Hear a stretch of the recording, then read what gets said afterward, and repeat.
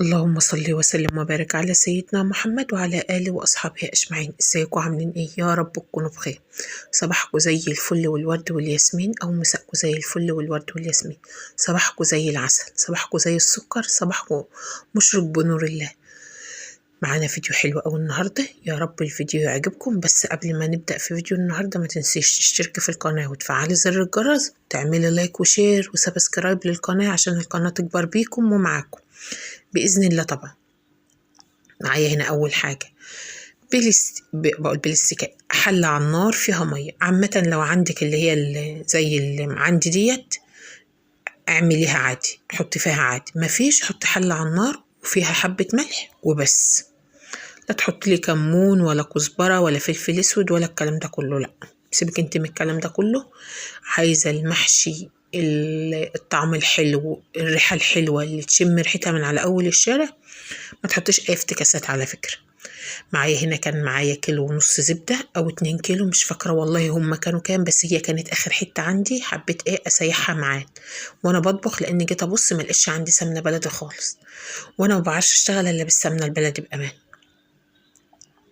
فجبتها قلت بالمرة وأنا واقفة أحطها على البوتاجاز، وإحنا كده كده واقفين وكده كده البوتاجاز داير، فتخلصي شغلك كله مرة واحدة. معايا هنا الحلة ديت حطيت فيها الزبدة تسيح، ومعايا هنا حلة تانية حطيت فيها سمنة زيت.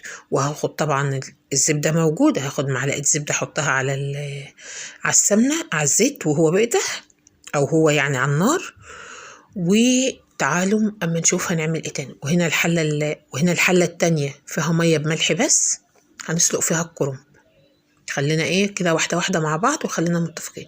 معايا هنا 3 بصلات او 4 بصلات وسط، مسكتهم خرطتهم على ايدي طبعا، لان خلينا عارفين ان الكبة بتاعتي الله يرحمها. لو عندك كبة حط فلفل على بصل وفرمهم في الكبة مرة واحدة. ما عندكيش زي حالاتي قطع على ايدك، ما فيش مشكلة، ربنا خلق لنا ايدينا ليه يعني؟ ما عشان وقت الزنقة نشتغل بيها يعني، وربنا يخليها لنا، ما فيش اي مشكلة. الجيش قال لنا نتصرف واحنا بنتصرف دايما، وللأحسن وللأفضل بإذن الله تعالى. صلوا على النبي كده في الكومنتات وقول اللهم صل وسلم وبارك وزد وبارك عليك يا حبيبي يا رسول الله. اللهم استرنا فوق الأرض وتحت الأرض ويوم العرض عليك يا رب. اللهم أمين أنا وكل السامعين يا رب. معايا هنا بقى 4 قرون فلفل أو 4 قرون شطة. بصي على حسب ما بتحبي سبايسي حط سبايسي، بتحبي بارد حط بارد. انا بصراحه كانوا سبايسي بس ما عملوش اي حاجه. هتشوفوني الوقت وانا بحط في البهارات هحط شطه. بصوا الاذان هخلص وارجع لكم تاني. الاذان خلص وربنا يتقبل مننا جميعا يا رب. تعالوا بقى ايه نكمل الفيديو بتاعنا. معايا هنا الفلفل والبصل على النار، فاستنيته لما دبل شويه، ولا حطيت على اي حاجه. عايزه ممكن تحط عليه معلقه ملح ممكن، بس انا في اليوم ده للامانه والله ما حطيت حاجه. ومعايا الكرنبايه احطها في الميه سخنت مش غليت عشان ما تتهرش مني، سخنت. شايفين الميه قدامكم ما بتغليش، سخنت بس انك ما تطقيش تحطي ايدك فيها، بس ما غليتش عشان الكرنب الشتاء بيبقى مزبك كده وحلو، فبتهرى منك بسرعه، لان هو كرنب يعني زي ما بنقول كرنب بلدي واخد حقه في الارض كويس. ما تبقيش تحطيه والميه بتغلي وترجعي تقولي الورقه يعني ايه اتهرت مني، لا حطيه وهي الميه سخنه، ايدك بس مش طايقاها، بس ما غلطش. هنا بقى حطينا الصلصه بتاعتنا خلاص، الصلصه بدات تنطر قدامها، هي بدات خلاص سبكت. فتعالوا نحط بهاراتنا. معايا فلفل اسود، معايا 7 بهارات، معايا كزبره ناشفه، معايا كمون، معايا شطه. ال7 بهارات دي بصراحه تحفه تحفه بصراحه. كنت جايباها منين؟ للامانه كنت جايباها من مطروح، ما كنتش جايباها من هنا. انا من المنصوره بس انا كنا بنصيف في مطروح السنه دي وجبتها من هناك، وكنت جايبه بهارات كتيره بصراحه، بس بهاراتهم جميله قوي للامانه، بهاراتهم حلو. فهنا حسيت ان الصلصه مش معايا حراقه قوي، فحطيت ايه اللي هي نص معلقه شطه دي، بس كان معقول، لا هو حراق قوي ولا هو بارد قوي يعني. لو انتوا بتحبوا الحاجه الحراقه حطي عادي. هنا بقى كانت السمنه معايا خلاص ساحت وصفت بقى وايه، وانا بوريكم منظرها. بسم الله ما شاء الله، يا رب زيد وبارك للي عندهم الخير ده يا رب، واديهم وطعمهم. السمنة هنا كانت تحفة، ما خدتش حاجة. أول حاجة على البوتاجاز ما خدتش نص ساعة، وكانت سايحة وما فيهاش مرطة كتير. أنا اللي حطيت لها معلقة ملح بحيث بس إن هي يعني المرطة تبقى حادقة شوية. بس بصراحة كانت زي العسل، بصراحة كانت للأمانة جميلة جدا، بصراحة كانت تحفة. هنا بقى معايا الصلصة حطيتها على سبتها بقى عشان ترسى. وهنا معايا الصلصة خلاص كانت اتسبكت واتظبطت وكانت بقت مية مية. فقمت بقى غسلة الرز. بصي براحتك انتي، أعوذ بالله من قولة أنا، بس أنا بحب أغسل الرز من بدري. يعني مثلا عارفة أنا هحشي، أقوم قايمة من بدري أول حاجة أغسل الرز والخضرة وأحطهم في مصفى يصفوا، أو أغسل مثلا الخضرة وأحطها في مصفى تصفى وأقطعها زي ما أنا عملت كده، وأرجع أضيفها على الأكل بقى خلاص مرة واحدة.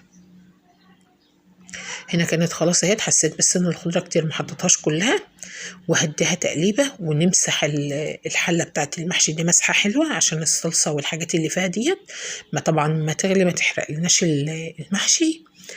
واللهم صل على حضرة النبي. وتعالوا بقى نحشي المحشي بتاعنا النهارده ونشوف كان طعمه وريحته عامل ازاي. بصوا هي طبيعه، محدش يقول لي انت عملتي كده، لا اقول لكم ما اعرفش، بس هي حركة لا إرادية عادي زي ما احنا بنعمل في بيوتنا كلنا. بصوا مش عشان كاميرا وفيديو وتصوير، ممكن مش عايزة تعملي حاجات، لا انت طالما بتشتغلي بطبيعتك وعشان الفيديو بتاعك يوصل لقلبكم اشتغلي بطبيعتك خالص، ولا كأنك فاتحة كاميرا ولا فيديو ولا أي حاجة. ممكن تتعاملي بعد زي ما أنا اتعاملت كده. أنا ممكن ما كنتش عملت الحركة دي بس عادي، لأن أنا شغالة بطبيعتي. أنا عايزة الناس تاخد عليها بطبيعتي، مش عايزة أبقى مصنعة في الفيديو، مش عايزة أبقى مثلا أنا بعمل حاجة من قدام الكاميرا وبعمل حاجة تانية من ورا الكاميرا. لا أنا شغالة زمانها، الكاميرا شغالة زي الكاميرا مقفولة عندي. فاهمين قصدي؟ يا رب يكون أول حاجة تكون الفيديوهات بتعجبكم، ويا رب نول إعجابكم. اخواتي اللي من جوه مصر وبره مصر اللي بيشجعوني، ما تحرمش منكم ابدا ابدا العمر كله. يا رب يخليكم ليا وما تحرم منكم ابدا، يا احلى واغلى واغلى واحلى واغلى ناس في الدنيا كلها.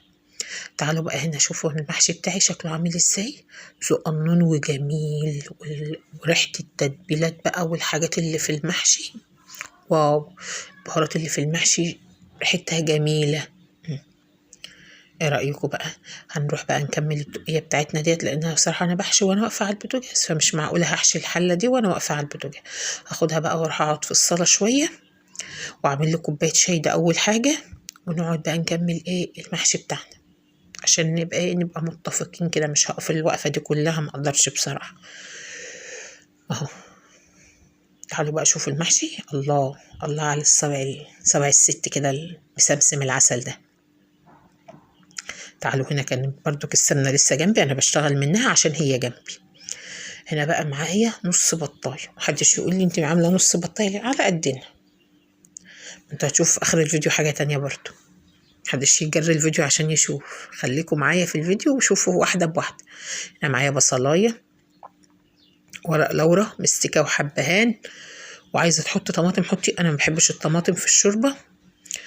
و الفلفل الاسود لو عندك حصى حطي، عندك مطحون حطي، يعني يعجبك اشتغلي بيه. بس لو عندك الحصى احلى، مش بيغمق لون الشوربه. الحمد لله الشوربه ما بتغمقش ولا حاجه، بس اللهم صل على النبي الشوربه لما بتحط لها فلفل اسود حصى بتبقى يعني ايه ناعمه شويه، غامقه سيكه. هو كده كده من الفلفل الاسود يعني. تعالوا بقى نسقي المحشي بتاعنا. خلاص استوى، عملت سطر ورق خاص كده، كنتش ناوي اعمله والله، بس كانت الطبسيه اللي معايا ده هي فايده رز، وقلت خلاص مش هعمله. لقيت حد حبيبي كده عنده ورق خاص، فقمت جايبه ورقتين خاص وقمت عاملاه اهو. هنسقي بقى المحشي بتاعنا. ايه القرن الفلفل اللي انت حطاه على الوش ده عادي، عايزه حركه تعمليها اعمليها، مش عايزه براحتك، بس بدي ريحه حلوه للمحشي وهو بيستوى. بامان بدي ريحه حلوه قوي للمحشي وهو بيستوى اهو. هنغطي، مش عايزه تغطي عادي ما تغطيش، عايزه تحطي طبق حطي براحتك، اللي يعجبك انت اعمليه اهو. تعالوا بقى نشوف منظر اكلنا بعد ما استوى وخلاص بيبقبق اهو. ادي المحشي بتاعنا خلاص استوى. هنحوش بقى من خلاص من عليه الورقة، بس جيت اكشف لقيت الدخنة جاية كبيرة البخار، ففصلت الفيديو ورجعت تاني. شايفين بقى البكبكة دي اهي، شايفة البكبكة بتنزل في القلب على طول. اعمل نفسي مش سامعة يعني، مش شايفة، مش حاسة، مش فاهمة. ما تنطق. مش ناطقة. الكلام بالسمع ما بالشافش على فكرة.